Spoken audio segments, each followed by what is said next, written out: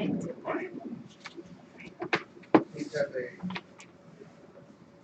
meeting of the cost and market performance committee today, so I'm going to get started. I think we have a sufficient quorum to approve the minutes from last time. I completely. So is there a second? All those in favor of approving the minutes?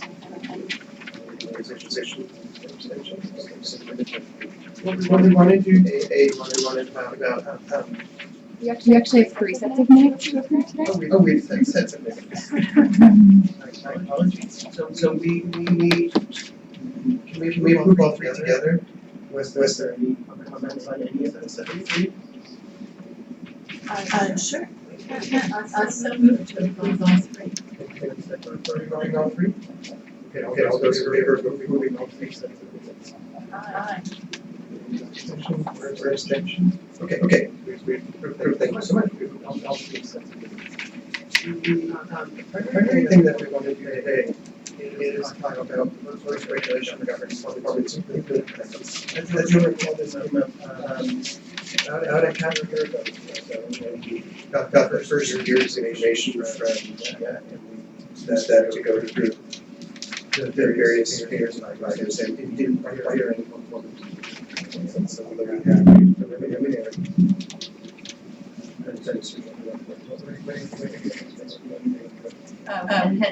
Interim guidance. Interim guidance.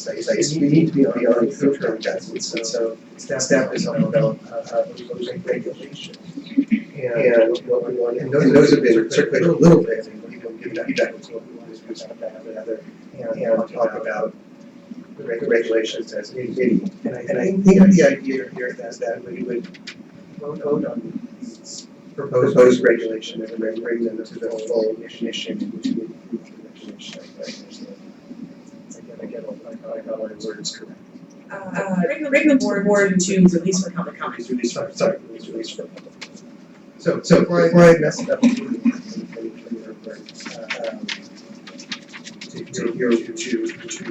get a sort of.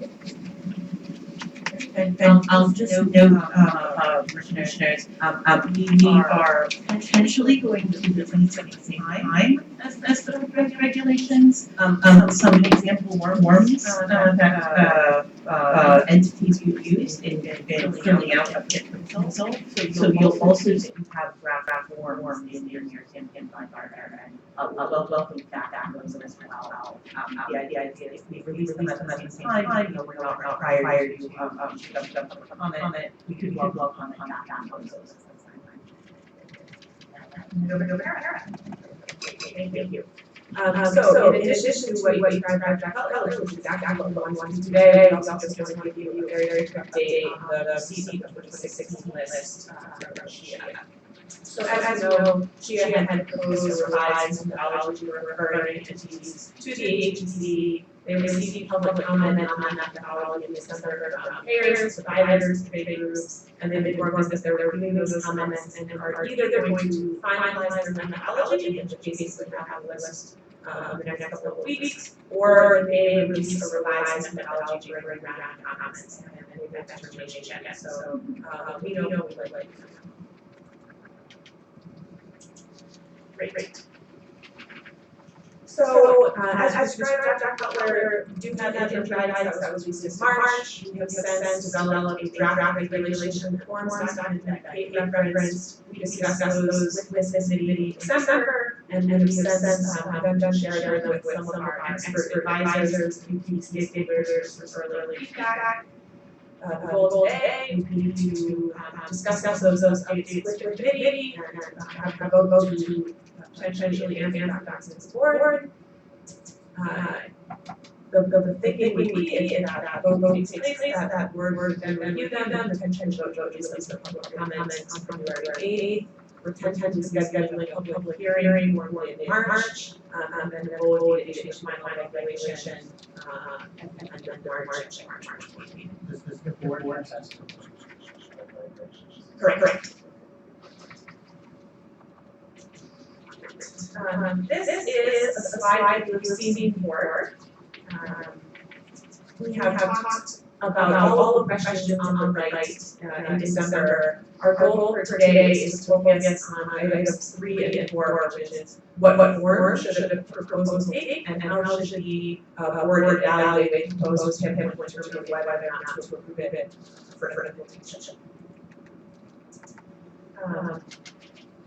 Before we get into the board document, I just wanted to provide a brief update on some of the key differences between the interim guidance and the regulation, and then give the impact the filing of the proposed TIP facility right into our discussion of the forms.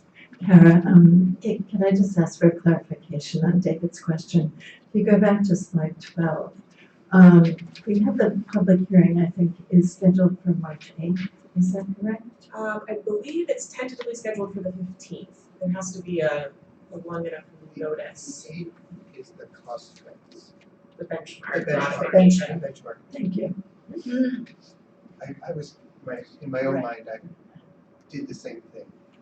Okay, perfect. Sorry to have deranged it. Not at all. Great. So the first update from the interim guidance to the regulation is a statement that the HPC can ask for additional information from a CHIA identified entity before requiring a PIN. This is actually supposed to mirror the gated review process, in which we try and review as much available data as we can upfront before requiring a performance improvement plan, while the entity still has the protection of anonymity. So with the 4 follow-up entities that we described for you in detail in the fall, we did go through a process and asked for some additional information to try and make some better sense of the underlying data. Each of those 4 entities provided the additional information, and so we think this is beneficial both to the entity and to us, so that we can understand as best we can what's going on before requiring a PIP. The second is a clarification that after the board votes to require a performance improvement plan, an entity would have 45 days to either file a proposed PIP, file a waiver request, or file an extension request to file a PIP. But there would not be a provision for entities to file an extension to file a waiver. And that again ties back to the first point, where we think that because we'll have had this back and forth up front, there should have been ample opportunity for any entity to tell us about their context and their cost drivers, so we can evaluate that before making the entity public. The third is a clarification that the executive director would be able to grant extension requests of up to 45 days, but that longer extension requests would have to be approved by the board. I think it's mostly a practical matter. If an entity requests 60 days and we don't have another board meeting for 30 days, then that puts them in a limbo where they'd be unsure for their planning purposes how long they would have. So shorter extensions we think may very well be appropriate. 90 days from the day you find out you have to develop a plan to the submission of it, we think seems relatively reasonable. Longer than that, we think the board should weigh in. And then 4 and 5 we talked about at the December CTMP committee meeting. These are the factors that the HPC may consider when evaluating proposals and when determining whether a completed PIP was successful, and the encouragement of back and forth, both in the development of the PIP proposal and in the implementation of the entity. Any questions on those? Great. So before diving into the current framework for the proposal form, I just wanted to tell you a little bit about some of the feedback we received from commissioners, experts, and stakeholders over the last 6 weeks.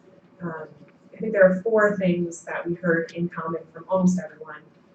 The first was to put the savings target front and center of the proposed improvement plan. The original draft that we had gone out with asked for an outcome but did not necessarily tie it to dollars saved, and we heard that really the savings was the most important part of the PIP and should be front and center of the plan. The second was an emphasis on partnership, feedback, and revision. I think you've seen that in the regulation, you'll see that in the forms as well. The third was to streamline the forms as much as possible and to make the filling out of the documents easy.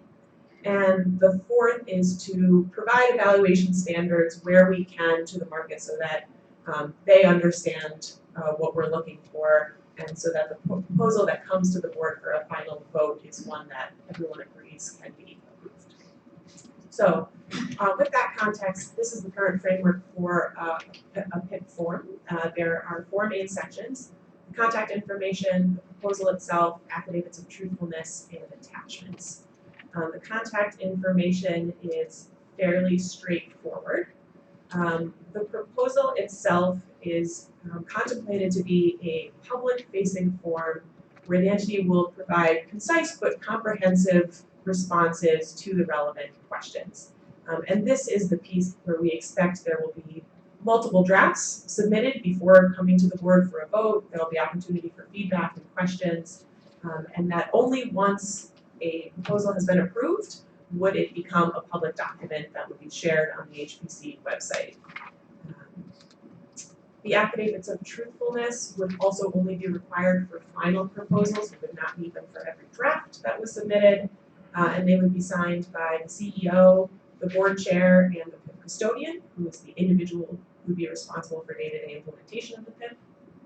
And then finally, the attachments section is twofold in its purpose. The first is to allow the entity to submit confidential information that the HPC will be able to protect, that would not be disclosed as part of the public proposal, and would also allow for the submission of backup evidence, documentation, justification that would just be a little too unwieldy in the public. Okay.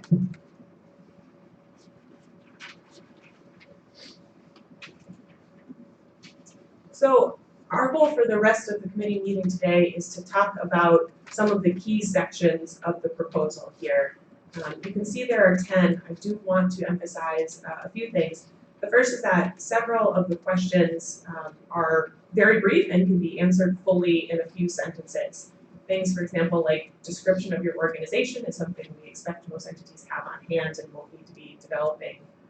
Requests for technical assistance is currently a checkbox. Yes or no?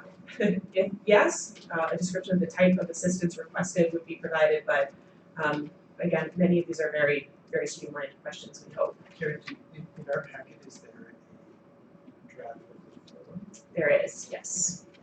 There's- can you-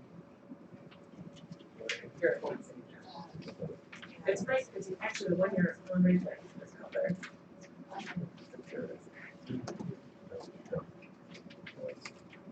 Starting on page 11.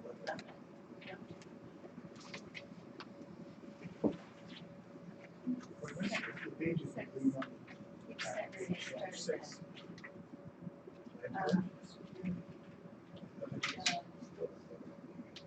Yes, I did it. Did you?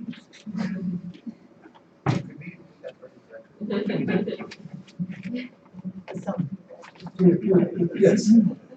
Thank you, I'm sorry. Sure, no problem. The second piece I wanted to emphasize is that some of the sections here may require more detailed answers depending on the type of plan that's being proposed.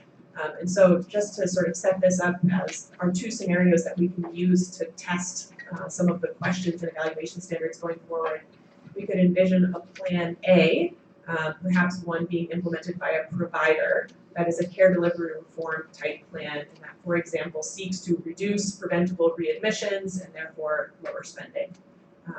Plan B, as an example, might be a payer that is proposing to renegotiate contracted rates with several providers. So just looking at some of the questions here, you can see that the measures would likely be reported more frequently for a plan A than they might be for a plan B. And the description of the interventions and the evidence that it's likely to be successful, we might be looking for more for a plan A if we're hoping that there's been some testing of, for example, home visits or care managers, then we would need where the outcome of renegotiating a contract is more straightforward. How are you defining sustainability? Number 8? Mhm. How detailed is that? So we do have a slide on that we'll get to. It's a very open-ended question as currently proposed, mostly because the type of plan being proposed is going to drive, we think, the outcome.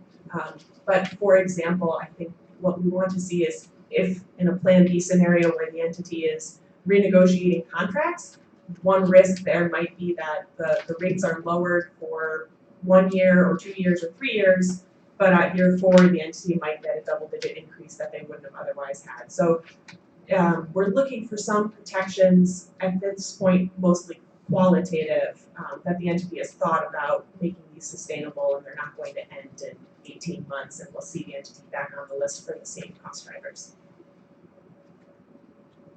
Can we go through the savings target causes of growth? Or do you want to talk about those first? What you tell us about them? Sure. So these are the sections that we have a full slide to discuss, and is the rest of the meeting. If there's anything that doesn't have a box around it that you would like to pause on, this would be a great time. Let's do 2 and then I want to Sure. ask about 2 and 3 together. Sure, very good. Okay, so section 2 is the target, and this section was developed in direct response to some of the feedback we received about putting a savings target front and center. So the way it's currently designed, it says, my organization will reduce healthcare spending by dollar amount on or before date. It's very straightforward. You can see that it doesn't ask about how. It doesn't ask how many readmissions will be reduced, how many contracts will be renegotiated. It is the straightforward, how much money will you save and by what date. This is also, we think, speaking to the fact that the statute clearly states that the PIP entity must itself propose the interventions, not the HPC. We cannot require them to do any specific thing. So this is also our signaling that we think that's appropriate and reasonable, and that the first thing we're going to ask about, and the thing that we're going to drive towards throughout the plan, is a quantifiable reduction in spending. So kind of I'm popping ahead. Number 4, is the target robust but achievable? Can we really evaluate the answer to that if we don't know how it is that they're going to achieve their stated savings? It's a great question. We will ask about how they intend to achieve the stated savings in section 4, interventions and evidence. So I agree that we absolutely need to know some details of the plan. This is almost more of a framing issue of just saying at the beginning, what is the goal? Because we also, as you'll see later, believe that there may be good reason to revise the plan if after a few months the stated intervention is not working or is not working fast enough. There may be revisions to the plan that are appropriate. And so I think this is meant to sort of keep the end goal in mind, even if the interventions or the measurement plan changes along the way. So I just want to pause on 2 and relate to 3 for a second. So I think the way this is likely to play out, based on our experience in the first year, is the target would be, say, 3.6, whatever it turns out to be, and then there's an organization for which the actual increase was 4.5%. And there's a process sufficiently large book of business that we think that it really was not just the chance that it was a real issue. So we would go to them and say, look, what you exceeded the target, exceeded the threshold, it's the less at risk for not hitting the benchmark. What we need, that's not appropriate.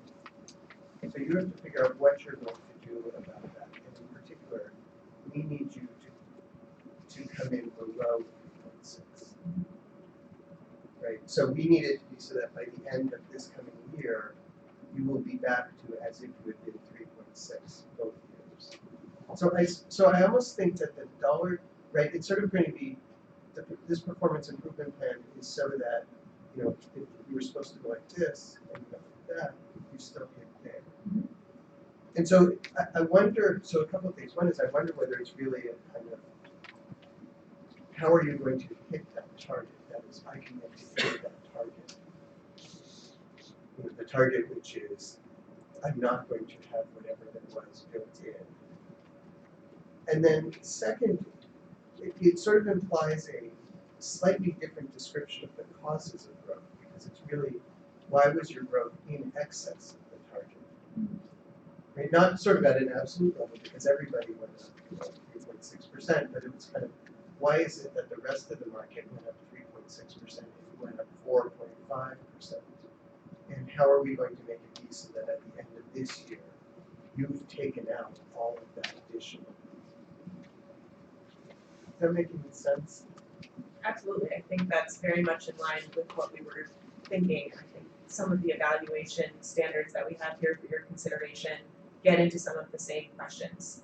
But it may be worth changing the wording. So I imagine it would be, my organization will reduce healthcare spending so that at the end of this year, it will be as if we were at target in all years. And that how much money therefore is provided. It may not be dollars, it may just be growth as we commit that at the end of this year, we will be at the level that would have been without the abnormal growth.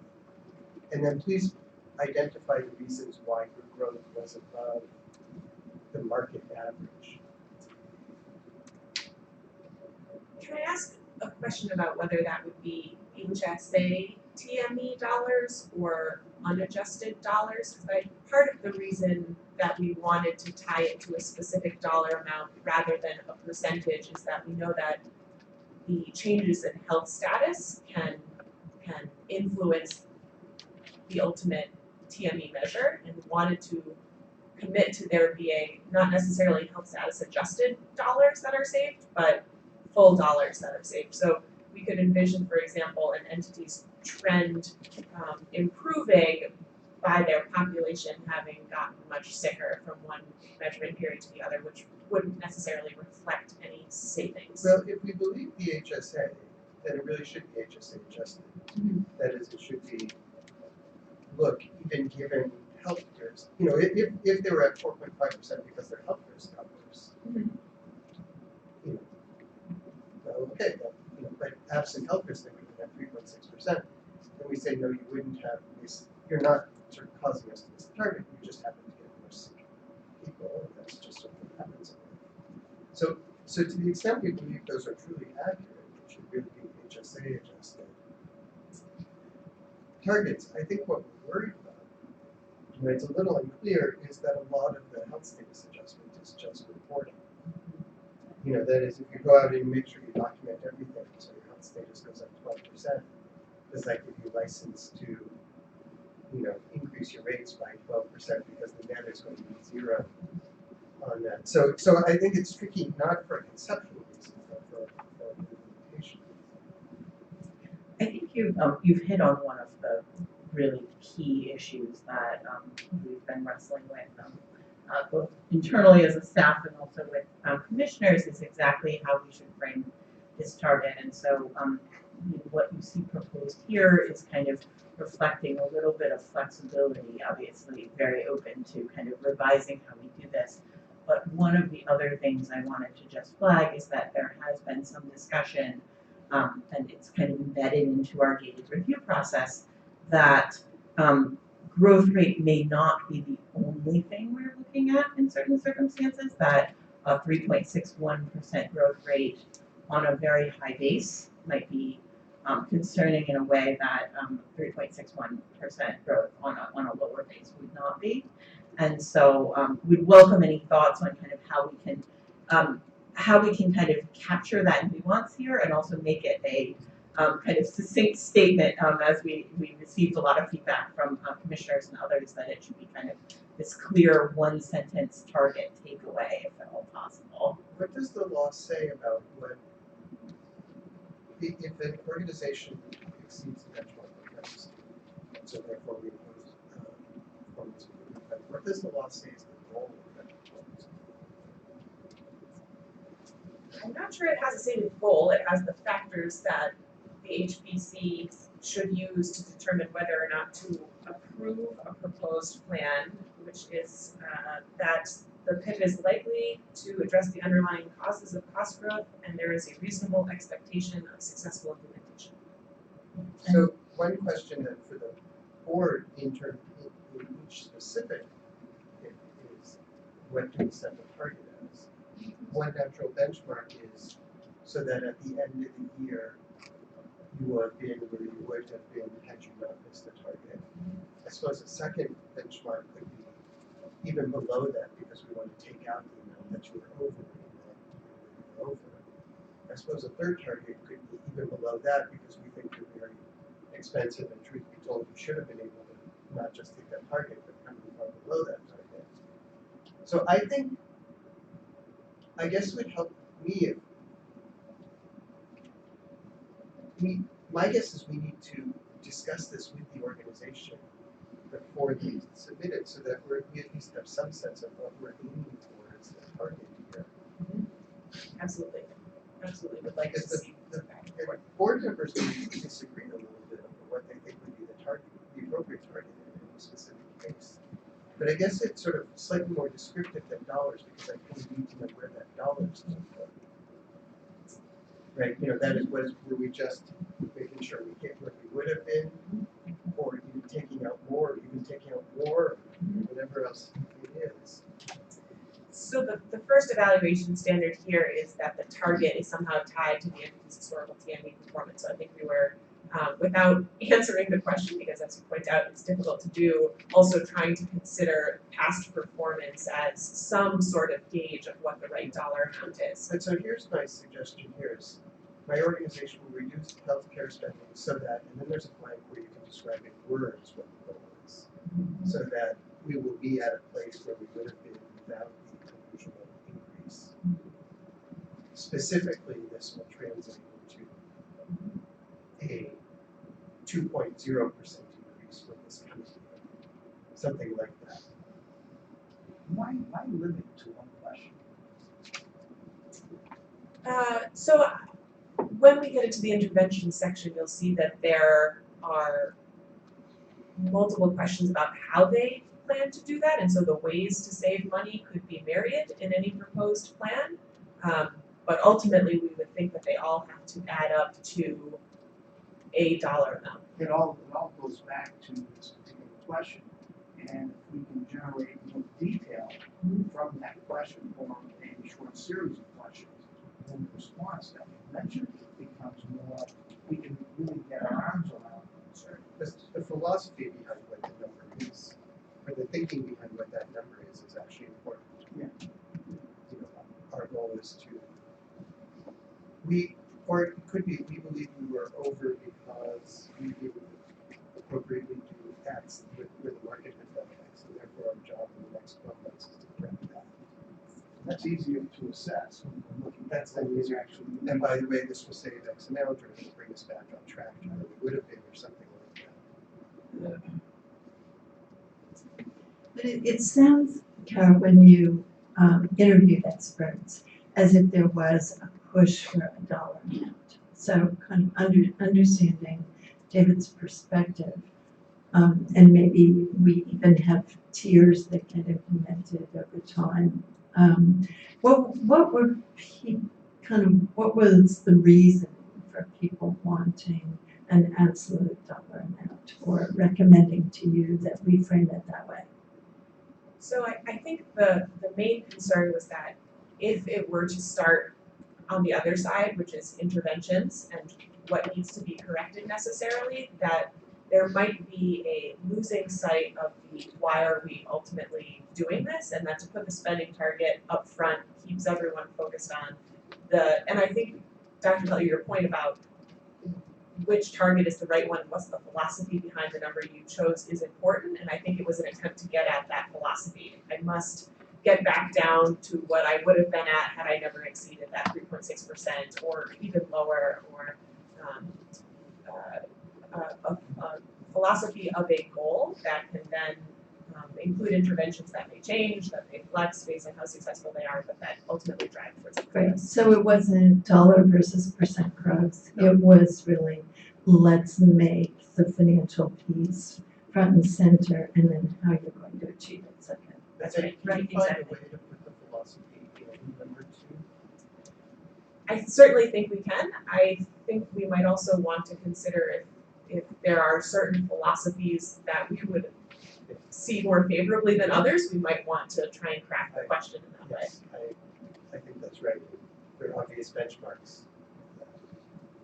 And then on number 2, I think, and number 3, I think it should be the main causes of the cost increase, cost growth above what is above the market wide average. So that's an interesting piece. Some of the feedback we heard from experts was that the causes may not be where we want to focus our attention. Some of what we heard is there may be many causes and you might not have to necessarily address those specific causes in order to achieve the savings. Obviously, we want to make sure that what's being addressed is not quality or access or something else, but a couple of people mentioned that trying to necessarily focus in, especially if drivers have been particularly intransigent factors that are harder to address, if an entity can be successful at addressing another equally viable factor, that we might not want to tie them so strongly to what the underlying TME suggests as the driver. So I agree with that, but that argues for eliminating the entire question. That is a statutory question. We have pared down the causes of growth question to say, please describe your causes of growth and provide. But it seems like if we're going to ask it, we should ask it in a way that's giving what, right? I mean, you gave an answer which is when your tire has a hole in it, you don't necessarily refill the tire by putting the air through the hole. Right? There might be other ways of refilling the tire, and I totally understand that when your tire has a hole. So either you care about why you exceeded, in which case we should probably say, why did you exceed? Or we say, actually, we don't care. All we care about is the intervention, so let's just wipe away this question. Yeah, I would have a preference for asking why. Just for our knowledge, collective knowledge in understanding why things didn't go the way that we had hoped they would go. I think it just gives us a more robust picture going into next year. And it's worth noting that when we have done follow-up with the entities after going through our data review process last year, for example, this was the front and center question that we started with is, we saw these trends, please explain what you think is going on that's helping to drive them. And that's different from the rest of the Right. because we don't want an exhaustive list of, we have to increase salaries by 1.2% because that's what contracts called for. And, I mean, if everyone had to go 1.2% on their wages, we just don't care about that. What we really want to know is what was unique about their circumstance relative to other people's circumstances. Any other thoughts on the evaluation proposals listed here? We talked about somehow tying to your past performance. But I think that the key issue just to come back is, what is the philosophy behind the target, and do we agree with that philosophy? And we want a very clear statement. We want to hit where we would have been in the absence of being above the target that year. And that's how much this implies, and then we can say, that's right, or that's not enough, or that's maybe even more than we should have to expect from them. But whatever it is, we should. That philosophy will be, I think, the big issue that people will want to talk about. People will want to understand more than $1. Great.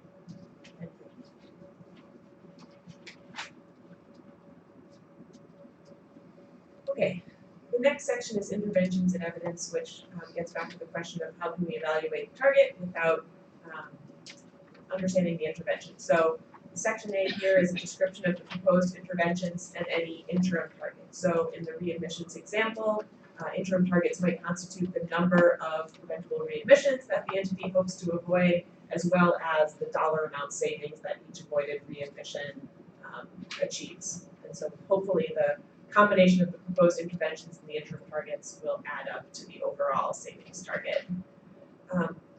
B here is one of the most important questions, I think, throughout the form, which is an understanding of how the interventions and the savings associated with those interventions will translate into TME or THCE savings. So in other words, we don't want to see interventions that are going to result in internal cost structure savings, but that never get passed on to consumers.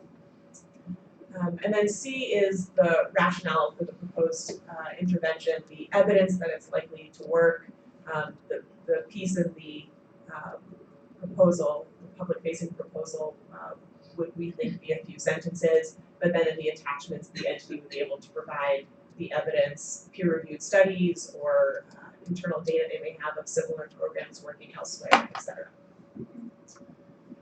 And then again, we have some considerations of what we might look at to determine whether or not the interventions and evidence were acceptable. So the first is, are the interventions specific to a book of business or broadly applicable? If an entity had high readmissions for their Blue Cross patients, for example, and is going to try to reduce those, I don't think we want to see a new strategy that only is available to Blue Cross patients. I think we would want it to be across their patient population. 2, will the savings result in lower TME or THCE? And 3rd is the evidence of the intervention's scope and efficacy convincing. I think that's the next level of measures. Exactly. And how do we make sure that, Exactly. how do we see what's going on? That's right, and we are including in the measures the request that to the extent the entity is already measuring any of these things, that they provide their baseline data to us so that we can see what the starting point is and what the evidence suggests is possible. Is there enough room between where they are and where they want to be to make those changes? So what we're looking for here are the key terms, units of measurement, numerator, denominator, measurement frequency, and data sources for 3 sets of targets. The first is the primary target, the savings target. So how will you know if you are in fact spending less? This could be things like utilization reports. It could be internal financial accounting that they're able to do. The second are the interim targets. So how many contracts will you renegotiate, or how many readmissions will you save? We've talked about those. And then balancing measures, and this is a piece where this might be extremely applicable to some interventions and less applicable to others. So how are you going to ensure that your strategy is not negatively impacting quality or access? In a care delivery type model, there is probably more that we would need, and a renegotiation of contracts, there's probably less risk there. So I think we would want to be working with the entities during the development of the proposal to say, absolutely, we would need a balancing measure. Can you suggest 1 or 2 that you have on hand, or not as concerned here? Perhaps your balancing measure is a check-in on a quarterly basis, or something a little bit more qualitative rather than a numerical target. And our thoughts here are the relevant data reliable and consistently available? I think we would certainly have a preference for measures that are already defined and being collected on a regular basis rather than are being defined for the first time for the plan, although based on what's being proposed that might not always be possible. Are the measures clearly and comprehensively defined?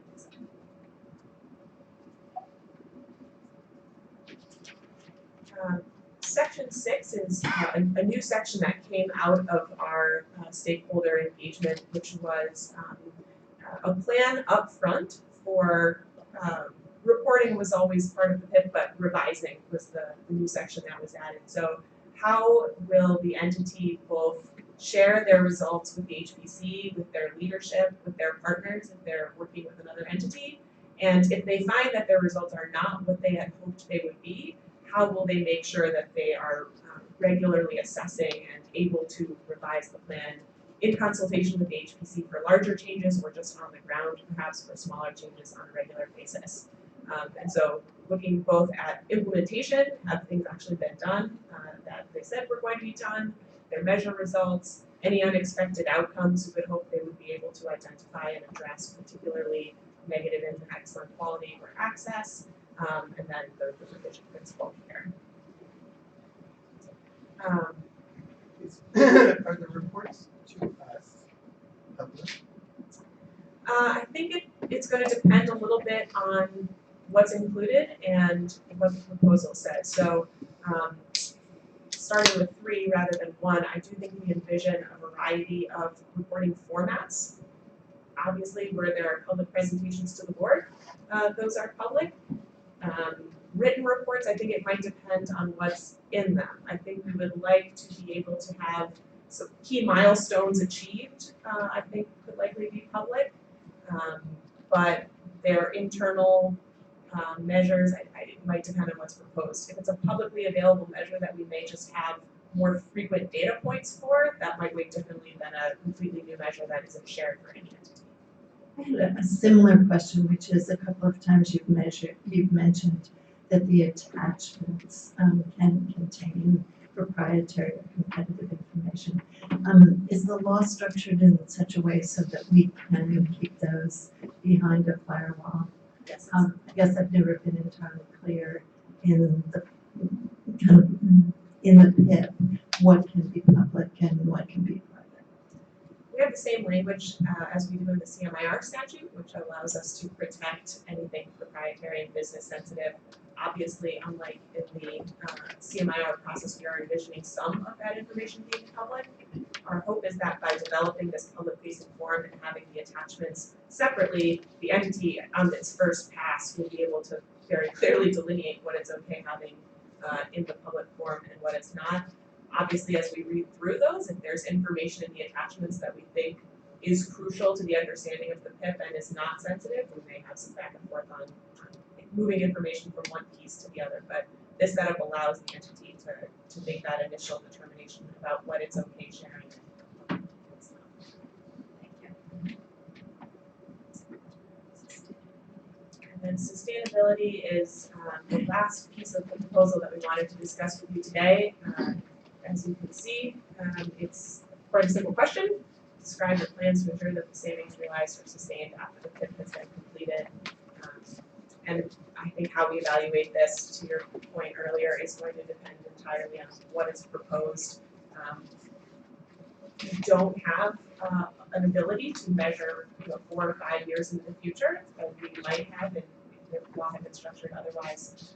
But what we will have is a new list every year with the entities who have exceeded that target and have been identified by CHIA. So to the extent a plan is not sustainable, we will perhaps have the ability to re-engage with the entity, although that's obviously not the goal. And then the last slide we have for you today is just a summary of the next steps that we talked about at the beginning. The plan would be a vote today to advance the regulation to the board, a board vote to release the draft regulation for public comment in February, a public comment period and a hearing, and then the issuing of the final regulation tentatively at the end of March. And then the CHIA list on the top, we hopefully have a new list from CHIA in February, and then our gated review process and recommendations on PIPs spring into early summer. So I'm just going back to David's question at the very beginning. And public comment on the proposed regulation and then issuing the final regulation. The board, the full commission does not have to vote on that, or where would that come in? The board's vote to issue the final regulation. Right. There is a March 29th board meeting that is the tentative plan based on the number of comments received, and I believe there has been a new CTMP meeting added before that board meeting, but I think there may be Yes, it was.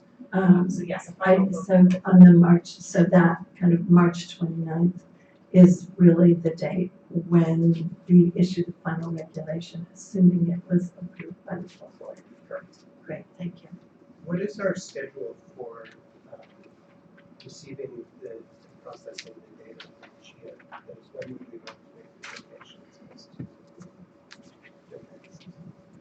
So the top of this slide assumes that we get the new list from CHIA in February. Last year, you'll recall, it took us a little bit longer to process the data, but we were also developing the analyses for the first time and figuring out the data sources. So we're hopeful. Indeed. And Erica, my predecessor, was here at that time, and I'm glad she did all of that work up front for me. So we have now February, March, April-ish, and May currently. That would include both the gated review and follow-up meetings with the entities.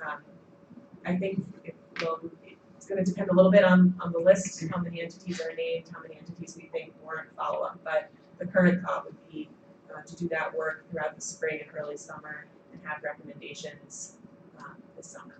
So the March board meeting is not a kind of, we're in deep trouble with missing, sort of meeting, because there would be another. Or, I don't think we will miss it, I'm just trying to get a sense. Yes, that's correct, and so You plan, left us enough time to actually exactly, and the plan is really to fiddle around. gauge kind of the amount of feedback we're getting, certainly from commissioners, but also through the public comment process. And certainly if it's light, and obviously the regulation is built very closely off of the interim guidance, which has been out in the public sphere for a year, and for which we've received very little negative feedback. So if we receive relatively light feedback on the regulation, we think we could be in a place to issue it at the end of March. If we receive more feedback, obviously, we can push that feedback. So I think it's very good, the only thing I want to do is sort of look at language on 2 and 3 again. I would,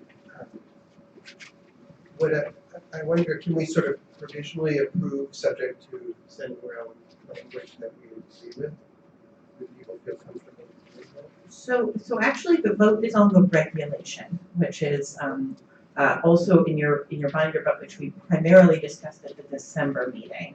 And so we intend to keep iterating on the forms and look forward to speaking with all of you after the meeting and continuing to iterate. But if we feel good with the regulation, you can vote to issue the regulation to the board, and then that would trigger that process. But then you will just simultaneously spend 20 minutes on the wording for 2 and 3 and send that around to us. Correct. Ideally sooner as opposed to later, just so that it's fresh in your mind, and then within the next 2 days we'll go over what that would look like, and then we're totally comfortable as a community. Great. And we meet again on March 15th, which is prior to the full board meeting. So we could kind of bless it or change it at that point, or bless the changes. And it kind of by the March 15th meeting, your belief is that we probably would have the 2016 list from GIA. I think so. Okay, and is that something that we could make sure we look at that meeting? Okay, everything, Oh, absolutely. great. And then we'd also have a good sense of how much work is. We do have to be careful To be because we involved. don't, the names of that, we do not make public. Right, right. So it'd be a But the number of We just have to be careful providers, about- the number of payers, I mean, are we talking the same number as last year? Are we talking twice What does the that? situation look You like? know, what do we have in front of us? And Yeah. that would be important to know. Did you say that you're gonna be soliciting comment, on forms as well?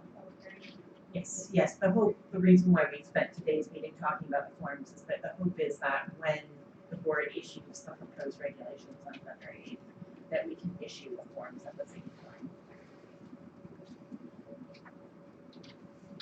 So there is no vote language slide. So here's the motion that we would vote upon. The committee hereby endorses the proposed draft regulation on performance improvement plans and votes to advance them to the full board for consideration at its next scheduled meeting. So moved. So second, all those in favor? Aye. Any opposition or abstention? Extremely well done. Very, very well done. Thank you. Thank you. So we're going to have then over the next couple of months a very busy committee. I think we will have issues to discuss likely after the March 8th meeting on the benchmark. That is almost certainly going to have to come to this committee for some more discussion, and then we will have more like this. So we all need to be prepared to work. All right, but let me prepare for that by giving us, well, I suppose what we after 7 minutes, or let me just see if anyone in the audience wishes to make any comments on this or anything